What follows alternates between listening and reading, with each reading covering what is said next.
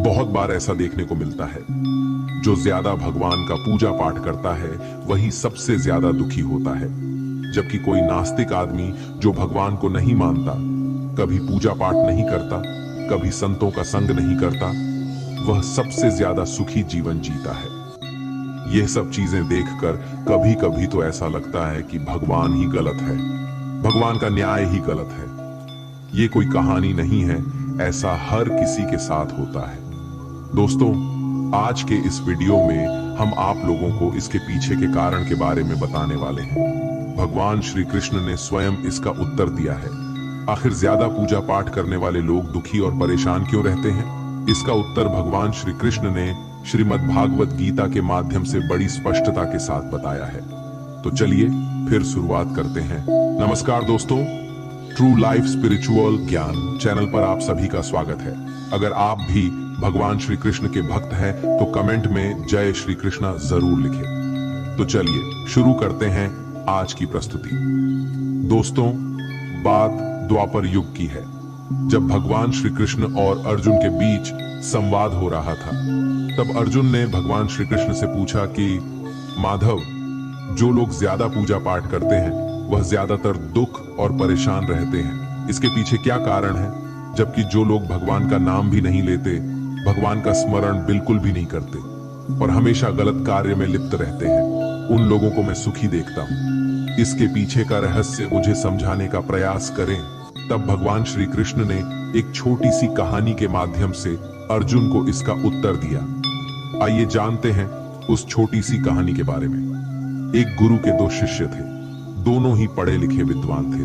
दोनों में फर्क सिर्फ इतना था कि एक भगवान को मानने वाला था और दूसरा भगवान को ना मानने वाला नास्तिक था। एक ऐसा था जहां पर भगवान की कथा होती थी, जहां सत्संग होता था, जहां भजन होता, वहां दौड़ के चला जाता और भगवान की पूजा पाठ करने लगता। दूसरा शिष्य इन सब चीजों से दूर था। वह शराब पान भी करता था, वेश्याओं के साथ नमन करता था। सारी बुरी आदतें दूसरे शिष्य में थी। एक दिन क्या हुआ, एक शिष्य शराब पीकर अनाब शनाब बोलते हुए रास्ते में पैदल चलते हुए अपने घर को जा रहा था। अचानक उसको रास्ते में पैसों से भरा एक बैग मिल जाता है। उसकी खुशी का ठिकाना नहीं रहता। वह जोर जोर से चिल्लाते हुए सबको बताता है, मुझे आज पैसों से भरी बैग की थैली मिल गई, मेरा जीवन सफल हो गया, इन पैसों से अपने जीवन की आवश्यकताओं की पूर्ति करूंगा। वही दूसरा मित्र मंदिर से भजन करते हुए अपने घर को जा रहा था।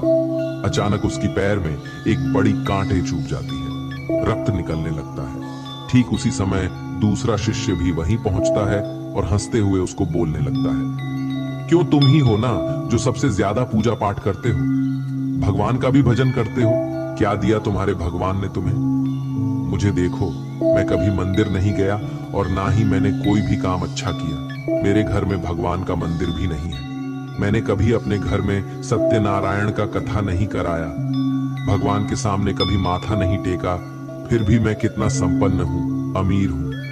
मेरे पास पैसों की कोई कमी नहीं है। सबसे ज्यादा सुखी जीवन मैं ही जी रहा हूँ। अच्छे शिष्य को उसकी बात चुभने लगी। उसने मन ही मन विचार किया, हाँ, यह तो सच बोल रहा है। मैं कितना पूजा करता हूँ और वह कुछ नहीं करता, फिर भी कितना सुखी है। इतना सोचते हुए वह अपने गुरु के पास चला जाता है और यही प्रश्न गुरु से करता है। गुरुजी मुस्कुराते हुए बोले, भगवान जो करते हैं अच्छे के लिए ही करते हैं। जिसकी जैसी योग्यता होती है उसको उसी के अनुसार फल देते हैं। अब तुम्हारे प्रश्नों का उत्तर तुम जानते हो। भगवान ने तुम्हारे पैर में ही क्यों छुभाई कांटे और उसको पैसों से भरी हुई बैग क्यों मिली? सुनो, तुमने पिछले जन्म में बहुत पाप किया था, इसलिए तुम्हारी आज मौत होने वाली थी। तुम बच गए क्योंकि तुम मंदिर गए थे, तुमने भगवान की पूजा की थी। यही एक कारण है कि तुम्हारी मौत ना होकर सिर्फ एक ही कांट चुभा। अब तुम्हारे मित्र की बात करते हैं। पूर्व जन्म में वह एक संत महापुरुष था, इसलिए उसकी 8 किस्मत बदलने वाली थी। करोड़ों की संपत्ति का मालिक बनने वाला था, मगर इस जन्म में उसने कोई भी अच्छा काम नहीं किया। इसलिए पूर्व जन्म के फल के अनुसार उसको थोड़े पैसे ही मिले, जबकि वो अरबों की संपत्ति का मालिक बनने वाला था। भगवान को दोष देना छोड़ दो, अपने वर्तमान के समय का सदुपयोग करो, भविष्य अपने आप सुधर जाएगा। इस प्रकार उसकी आंखें खुल गईं और वह फिर से अपने पूजा पाठ में लग गया। जब हम प्रार्थना करते हैं तो ईश्वर हमारे कहने से ज्यादा सुनता है।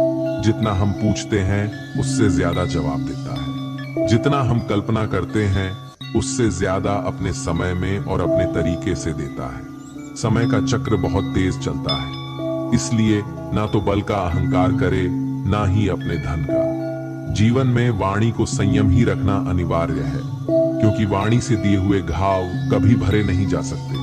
जीवन में कभी मौका मिले तो किसी के लिए सारथी बनना, स्वार्थी नहीं। जैसे पानी को अगर दूध में मिलाया जाए तो वह दूध की तरह हो जाता है, यदि वही पानी अगर कीचड़ में मिलाया जाए तो कीचड़ बन जाएगा।